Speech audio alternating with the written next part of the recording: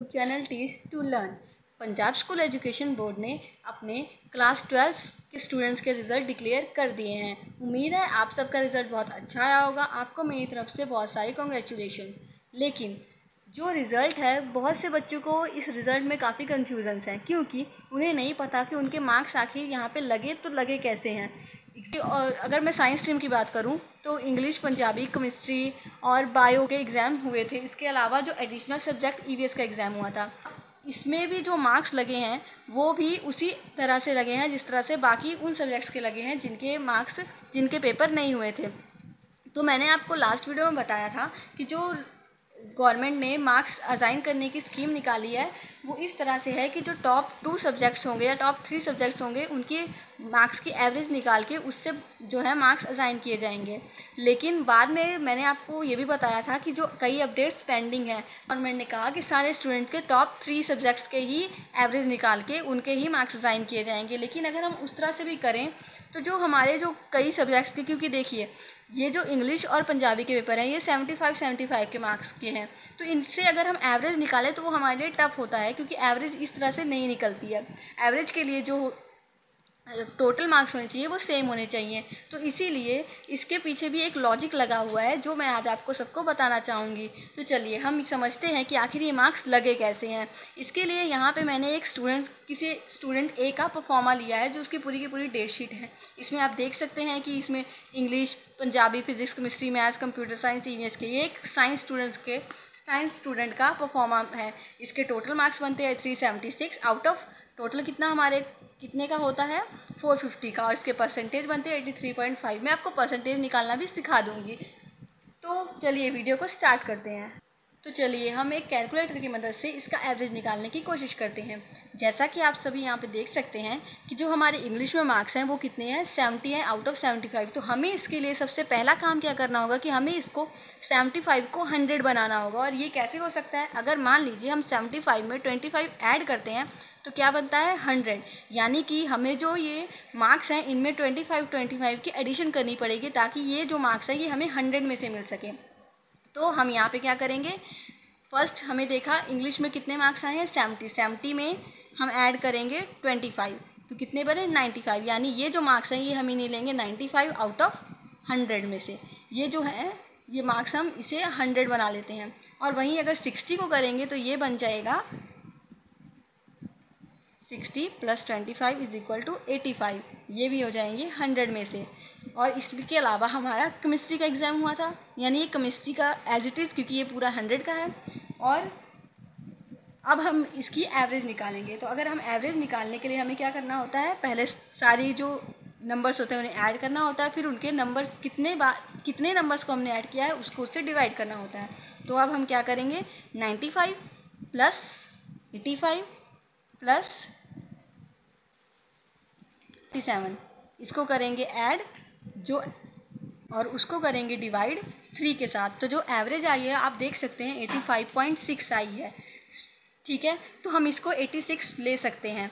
तो जो ये एवरेज है वो है 86। और अगर आप इस एवरेज को देखेंगे तो आप देखेंगे कि जो बाकी के जो पेपर हमारे नहीं हुए थे उनमें जो मार्क्स हैं वो कितने हैं 86। इसका मतलब कि ये जो मार्क्स हैं ये हमारे इस तरह से एवरेज निकाल के किए गए हैं। इसमें आपको एक बात बता दूं कि ये जो नंबर है इसको फिर इन्होंने थ्योरी और प्रैक्टिकल में कैसे डिवाइड किया है ये मैं आपको बताती हूँ। इन लोगों ने क्या किया, 86 में से सबसे पहले वो मार्क्स माइनस किए जो आपके सीसीई में, क्योंकि ये सीसीई जो है ये आपके टीचर्स ने ऑलरेडी भेजी हुई थी, तो उन्होंने उस मार्क्स में से सीसीई के नंबर माइनस किए, यानी ये हो गए 76 मार्क्स। तो इन्होंने बाद में क्या किया, इस 76 मार्क्स को इस तरह से थ्योरी और प्रैक्टिकल में डिवाइड कर दिया कि दोनों का एडिशन जो है वो 76 बने, जैसा कि आप सब यहाँ पे देख सकते हैं। अब अगर जो ये फिज़िक्स के मार्क्स हैं 59 प्लस प्रैक्टिकल जो उन्होंने लगाई वो है 17, तो इसका टोटल कितना बना 76। यानी कि जैसा मैंने आपको पहले ही कहा कि 76 यानी इन्होंने इस टोटल मार्क्स में से जो सीसीई जो हमारे स्कूल से भेजी जाती है उसके मार्क्स माइनस किया, और फिर जो बचे मार्क्स था, जो मार्क्स बचते थे उसको इन्होंने थ्योरी और प्रैक्टिकल में डिवाइड कर दिया है। साथ ही साथ मैं आपको बता दूं कि ये ज़रूरी नहीं है कि ये बिल्कुल पक्का है, क्योंकि देखिए हमारे जो मार्क्स हैं वो तो इसी तरह से हैं, लेकिन कई बार ऐसा हो सकता है कि 1 मार्क्स या 2 मार्क्स का फ़र्क हो। तो उसके लिए मैं आपको यहाँ पे एक स्टूडेंट बी का परफॉर्मा भी आपको समझाने जा रही हूँ। इसमें आप देखेंगे कि 1 आध मार्क्स का फ़र्क होगा, लेकिन फिर भी हमारा वो फॉर्मूला बिल्कुल सही काम करेगा। अब हमें क्या, सबसे पहले मैंने आपको क्या बताया था, इसे हमें करना है 100 में। तो 100 में करने के लिए हम क्या करेंगे, 70 में 25 add, 70 plus 25 is equal to 95। तो ये मार्क्स हो गए 95 आउट ऑफ 100।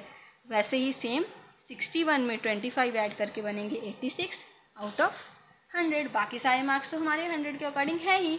तो अब हम क्या करेंगे, इसकी निकालेंगे एवरेज, एक इसकी और केमिस्ट्री के एग्ज़ाम की, जो कि हमारा हुआ था। तो एवरेज निकालने के लिए 95 प्लस 86 प्लस 88 कितना हुआ, 269 डिवाइड बाय 3। तो एवरेज जो आई है वो ऑलमोस्ट 90 के करीब आई है, यानी एवरेज कितनी बनी है हमारे पास, 90। तो अगर आप देखेंगे कि इसमें जो वो सब्जेक्ट्स में जो मार्क्स लगे हैं वो कितने हैं, 91, मैथमेटिक्स में 90 और कंप्यूटर साइंस में 91।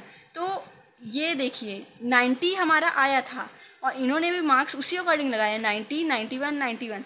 तो बस इसमें क्या है, इन लोगों ने इसको इसलिए यहाँ पे एक एक मार्क्स बढ़ाए हैं, क्योंकि आप देख सकते हैं यहाँ पे जो इसके फिजिक्स में और कंप्यूटर साइंस में सीसी स्कूल वाले में थी वो काफ़ी अच्छी भेजी थी।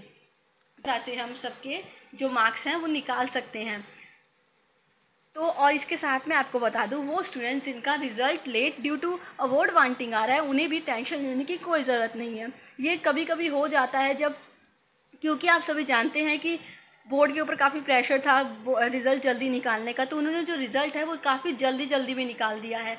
और इसीलिए रिज़ल्ट जल्दी में निकालने के कारण कुछ स्टूडेंट्स का रिज़ल्ट अभी तक अपडेट नहीं हो पाया है। आप टेंशन मत लीजिए, बोर्ड जल्दी उनके भी रिज़ल्ट अपडेट कर देगा और जल्द ही सारे स्टूडेंट्स को अपने अपने रिज़ल्ट मिल जाएंगे। परसेंटेज निकालना बहुत ही ईजी काम है, तो हम जल्दी से वो भी निकाल लेते हैं। तो हमें परसेंटेज निकालने के लिए क्या करना होता है, जो हमारे मार्क्स आए हैं, मीन्स हमारे इसमें कितने आए हैं 400, उसको डिवाइड करेंगे जो टोटल मार्क्स कितने होते हैं 450, उसको डिवाइड किया हमने 450 के साथ, जो हमारे पास वैल्यू आई है उसको करेंगे 100 के साथ। तो जो हमारे पास आई है वो है हमारी परसेंटेज। तो इसका अगर हम फॉर्मूला करें तो क्या है, फॉर्मूला होता है obtained marks divide by total marks into 100, क्योंकि जब भी हम इंटू 100 करते हैं तो वो हमारी होती है परसेंटेज में वैल्यू। इसी तरह से हमारी जो परसेंटेज की वैल्यू आती है वो 88.8 आती है, लेकिन उसे हम, क्योंकि ये पीछे इसके 8 है तो हम इसे 89% भी कह सकते हैं। थैंक्स।